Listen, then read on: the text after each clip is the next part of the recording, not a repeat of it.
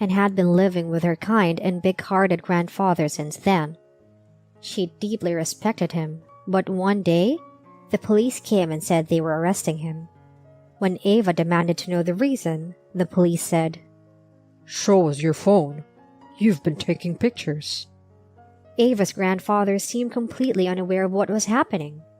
Why did the police come to arrest her grandfather? And what is the true nature of her kind and respectable grandfather? Police responded to a report and request to see contents of grandfather's phone, but his phone has no camera. I'm a college student living with my grandfather. I lost both of my parents in an accident when I was young, and my grandmother passed away a few years ago. My grandfather is the only family I have left, and I love and cherish him dearly. However, he was taken away by the police, and I still don't understand what's going on. I'm waiting for him to come back all by myself. The incident happened suddenly. I'm currently on winter break from college, and I'm at home every day except for my part-time job. Today, my grandfather and I were having lunch together as usual because my part-time job was off. Then suddenly the police came. I thought it was a patrol or something, but the police said something unexpected. "Is your grandfather home?" I thought they wanted to talk to my grandfather because I'm still a college student. "Yes, he is. Let me get him." So I called my grandfather. When the police saw him, their expression suddenly became serious. "We received a report about you. Please show us your cell phone data." That's what they said. I wondered why my grandfather was reported and why they needed his cell phone data. My grandfather was also stunned by the sudden incident. The police began to rush him. "If you try to run away, the crime will be more severe. Please be honest and confess for your grandfather's sake. Do you understand?" Then I suddenly became scared and asked my grandfather, "Grandpa, what's going on? If you did something, please tell me." But he said, "I didn't do anything. I have no idea what's going on." I trust my grandfather, so I thought the police might have made a mistake. That's what he says. What kind of report did you receive? I asked the police. Then they replied, "For now, please show us the data from his mobile phone camera. You will understand when you see it." My grandfather seemed to have judged that it would be better to listen to the police, so he handed over his cell phone with a dumbfounded expression. But the police became troubled when they saw the phone. "How do you check for photos in this device?" They asked, so I told them. "You can't take pictures with that phone. It's only for making calls." "There are still phones without cameras?" The police gave us a suspicious look, but what can we do? The phone was a matching set that my grandparents used because they didn't have a home phone, so it never had a camera from the beginning. After telling everything I know to the police, they said, "Sir, do you have another cell phone? The person who reported the incident was really scared. Please, tell us the truth for your grandfather's sake. It might be embarrassing for her to find out, but it would be even more embarrassing if you deny it now and it comes out later." They made assumptions like that and continued the conversation. My grandfather looked troubled and replied, "I understand what you're saying, but I only have one cell phone. Who reported this incident? I have no idea." He answered like that. I got really angry with the police, but I know that my grandfather is not the type of person who would be reported like that. Even so, the police kept insisting. "We understand that you want to protect your grandfather, but can you at least try to find it? We would like to ask you to help while your grandfather stays here with us." I tried to turn them away, but my grandfather opposed and said, "Let's do as they say. Don't worry, there's nothing wrong." He said that to me, so I followed his words. But I had no idea where to search. I peeked into his bag and checked all the drawers and their contents, except for one place, my grandmother's dresser, which she used while she was alive. I opened the drawer and I was shocked. There was an unfamiliar cell phone there. I couldn't hide it, so I took and went back to the police. I found this in Grandma's dresser. I said, handing over the phone. My grandfather looked incredibly surprised.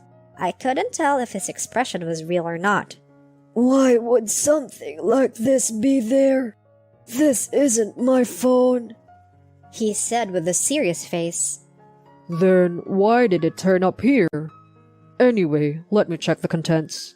The officer said so as he began to look at the newly discovered phone. What is this? The officer said, as he presented a large number of photos of a woman. I was at a loss for words, unable to understand the situation. Even after being shown the evidence, my grandfather continued to deny it. I don't know anything about this. This isn't my phone. Take a closer look. The woman in these photos is the one who reported you. She's been troubled by a stalker. Watching the officer scold my grandfather like that, I was frightened and confused by the situation. But then, as I carefully examined the woman in the photos, I was surprised to realize that I knew her. She was my friend who had visited this house several times. In other words, my grandfather and she had met before. I couldn't help but suspect my grandfather at this point. Of course, I wanted to believe that he was not the type to stalk someone, especially considering all the good things he had done for me. But when presented with the evidence, I couldn't fully believe him, and it made me sad.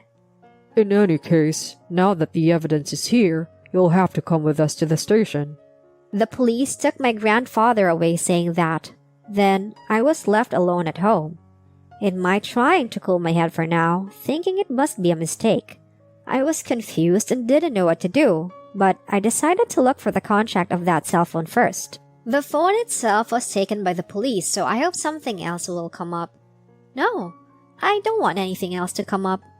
When I calm down, I plan to visit the girl that filed the complaint. I also know where her house is, but I haven't seen her much lately. If it's because of my grandfather that we stopped meeting, I need to apologize to her too. She was a friend I went to high school with, and we used to hang out a lot because our homes were close by. But lately, she stopped contacting me completely and even ignored me when I tried to talk to her. Thinking about that makes me even more anxious, but I'll do what I can. Ava started looking for other evidence.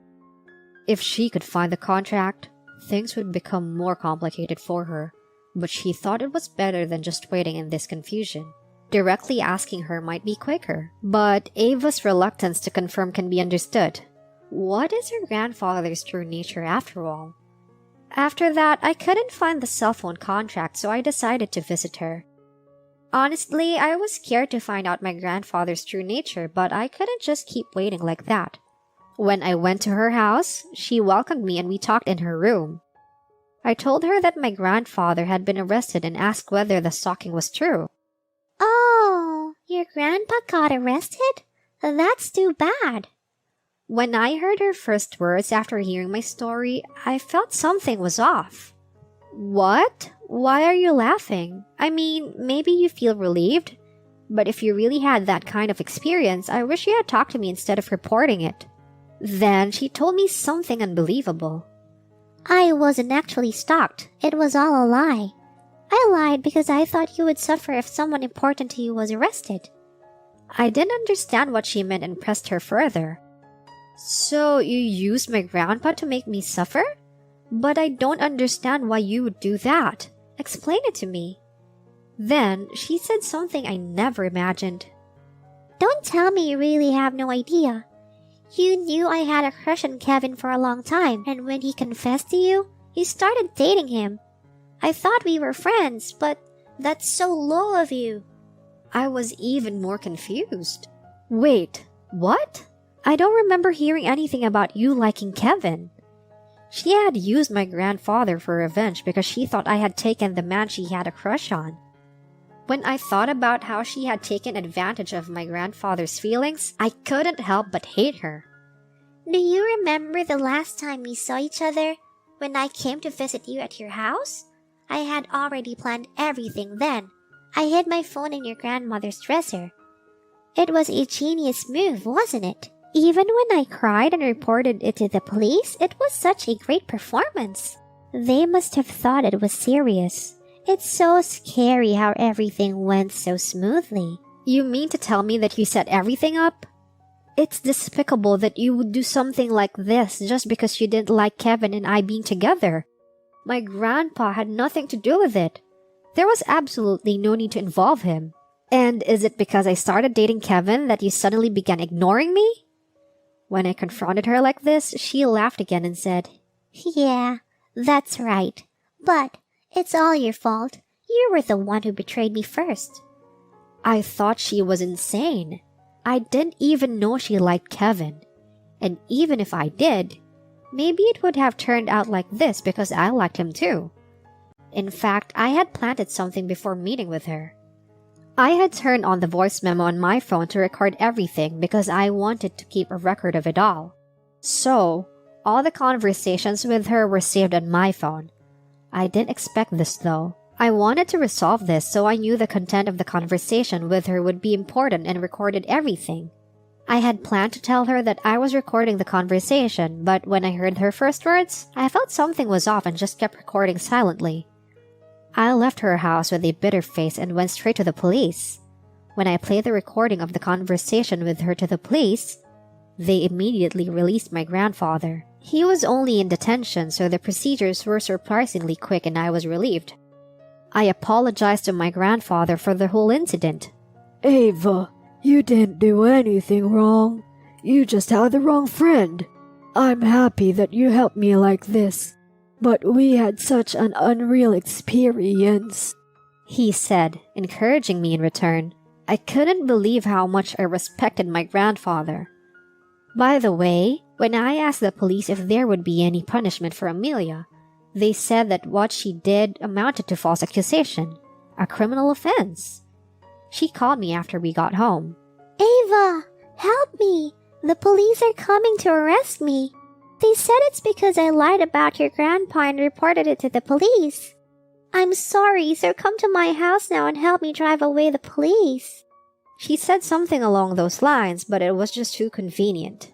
I knew the police were going there, but I'm not going to help you.